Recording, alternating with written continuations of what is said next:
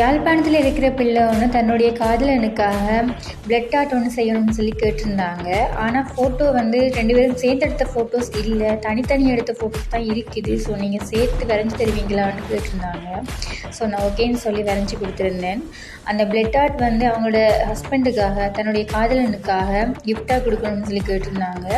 அவங்களோட காதலனுக்கு இன்றைக்கு பிறந்த நாள். ஸோ என்னுடைய சார்பாக பிறந்தநாள் வாழ்த்துக்கள் நான் சொல்லிக்கொள்கிறேன். நீங்களும் உங்களுக்கு பிடிச்சவங்களுக்கு வித்தியாசமான முறையில் பரிசை கொடுக்கணும்னு சொல்லி ஆசைப்பட்டீங்களா இருந்தால் என்னை தொடர்பு கொள்ளுங்கள்.